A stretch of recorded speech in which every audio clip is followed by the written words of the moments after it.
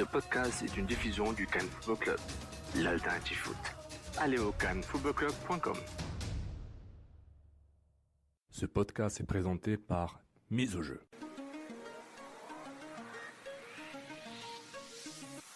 Mise au jeu. Gages-tu? Salut tout le monde, Étienne Boutier avec vous pour ce résumé du jour de la Coupe du Monde 2018, édition du 25 juin. Gros programme aujourd'hui, on commence avec un match Arabie Saoudite contre l'Égypte. L'Arabie Saoudite qui a réussi à s'imposer 2-1. D'entrée de jeu, le buteur égyptien Mohamed Salah est allé d'un premier but à la 22e minute. L'égalisation est venue de Al Farah sur un pénalty à la 45e plus 6. Et le but victorieux est venu de Salem Al-Darsari à la 95e minute. Ça clôt un pauvre tournoi là, pour l'Égypte qui doit rentrer bredouille avec 0 points, 0 victoire et 3 défaites dans le tournoi. Alors que l'Arabie Saoudite peut se consoler, là, on l'attendait peut-être même pas troisième là, dans ce tournoi-là. La victoire contre l'Égypte va faire du bien là, à la sélection qui peut terminer son tournoi avec le sourire aux lèvres. En simultané, on avait le droit à un match entre l'Uruguay et la Russie. Ce match-là allait décider du sort du groupe A, à savoir qui allait terminer premier. Là. Les deux équipes avaient le vent dans le dos. Les deux équipes étaient sur leur aire d'aller qui était quand même assez intéressante. Mais c'est l'Uruguay qui s'est imposé contre la Russie là, par la marque de 3-0. Début de Suarez à la 10e minute, Chelichev a fait un contre son camp à la 23e minute et Cavani est enfin allé chercher son but à la 90e minute. L'Uruguay peut être vraiment contente du résultat du match. On vient de s'imposer contre une puissance offensive. Là, on a réellement été capable d'aller stopper une Russie qui était tout feu tout flamme depuis le début du tournoi.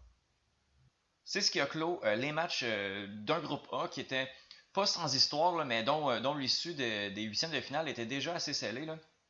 Alors, on se transporte dans le groupe B, qui a été, ma foi, là, assez intéressant aujourd'hui. Là. Ça a été assez excitant, les matchs du groupe B. On va commencer avec l'Espagne contre le Maroc. L'Espagne qui n'a pas réussi à s'imposer contre les pauvres Marocains qui n'avaient pas encore signé de victoire dans le tournoi, ni de match nul. On avait perdu malheureusement nos deux matchs contre l'Iran et le Portugal. Mais le Maroc s'est imposé au score d'entrée de jeu à la 14e minute, un but de Boutaïd, mais Isco Alarsson est venu niveler la marque à la 19e minute. Après ça, les Marocains, même si on a touché pas beaucoup de ballons, là, on a tenté beaucoup au but du gardien espagnol David De Gea, même qu'on a réussi à les reprendre les devants à la 81e minute, un but de El Nensiri. On a paniqué un peu là, après ça du côté espagnol, mais Iago Aspas là, est venu niveler la marque, là, ce qui nous a assuré une qualification en huitième de finale là, par la marque de 2-2. Et le dernier match, qui était un match aux allures de huitième de finale, là, ça a été vraiment intéressant entre l'Iran et le Portugal. Le gagnant du match était automatiquement qualifié pour les huitièmes. Malgré un but de Quaresma à la 45e minute, les Iraniens ont quand même poussé.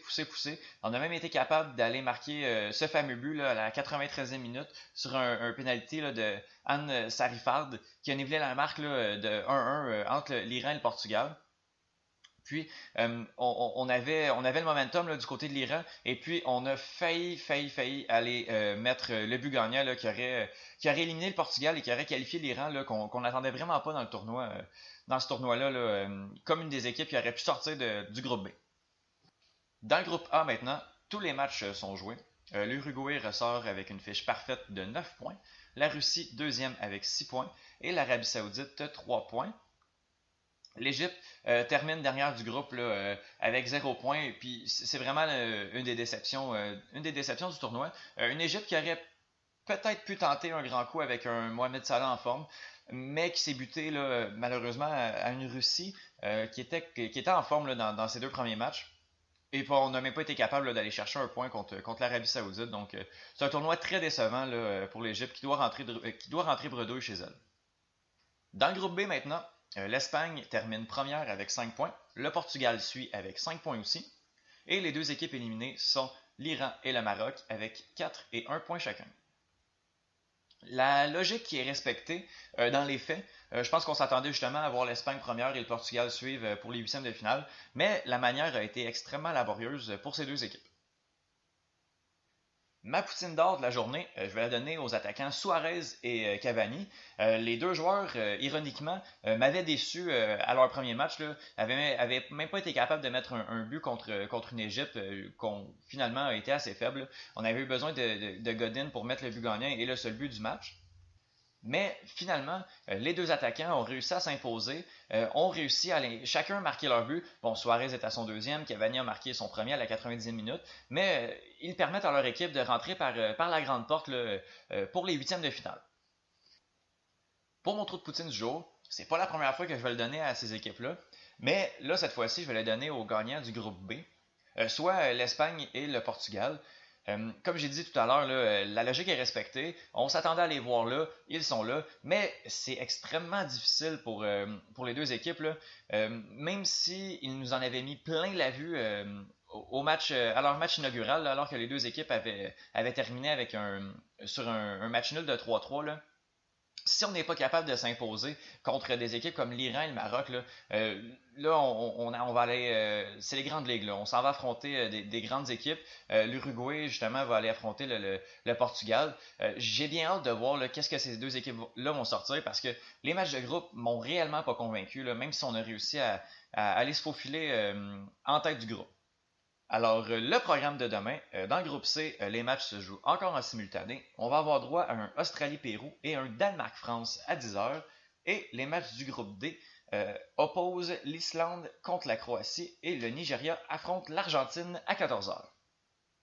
Bon, dans le groupe C, l'Australie peut tenter quelque chose contre le Pérou, advenant une défaite du Danemark contre la France. Alors, ça va être intéressant de voir les Australiens pousser, qu'on n'attendait peut-être pas là non plus dans le groupe, mais qui, avec une victoire convaincante contre le Pérou, peuvent obtenir leur billet pour les huitièmes de finale. Alors que dans le groupe D, l'Islande a un très grand coup à jouer contre une Croatie qui, ma foi, impressionne grandement depuis le début du tournoi. Et l'Argentine devrait avoir le couteau entre les dents et tenter le tout pour le tout parce qu'on n'a pas le choix contre le Nigeria. On doit absolument aller chercher une victoire pour survivre dans ce groupe. Mon match incontournable, ce serait celui de l'Islande contre la Croatie. J'ai vu le niveau de jeu de l'Argentine dans les deux derniers matchs. Oui, je crois qu'on va tenter un peu, mais le niveau de jeu est tellement faible depuis deux matchs que peut-être qu'on va aller chercher une victoire, mais je ne m'attends pas à un très grand match contre le Nigeria. Alors que l'Islande tout le temps est comme un joker. On ne sait jamais qu'est-ce qu'on peut aller donner contre une Croatie qui fait bien, mais qui est quasiment assurée de finir première de son groupe. Peut-être qu'on va vouloir reposer nos grands joueurs ou des joueurs un peu fatigués pour être fin prêts pour les huitièmes de finale. Alors j'ai hâte de voir qu'est-ce que l'Islande peut donner, mais je jetterai quand même un coup d'œil sur le match Nigeria-Argentine pour voir qu'est-ce que ça peut donner. Alors c'est tout pour moi, on se revoit demain pour un autre résumé du jour. Ciao!